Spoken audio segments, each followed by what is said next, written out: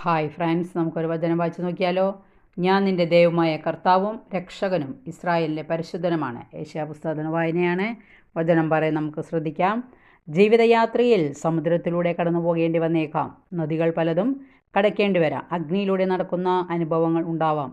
ഇതൊന്നുമില്ലാത്ത ജീവിതമല്ല നാം സ്വപ്നം കാണേണ്ടത്. പകരം അപ്പോഴെല്ലാം കൂടെ ഉണ്ടാകുന്ന ദൈവത്തെ അനുഭവിക്കാനും അവിടത്തോട് ചേർന്ന് നിൽക്കാനും കൃപ നൽകണമേ എന്ന് നമുക്ക് പ്രാർത്ഥിക്കണം.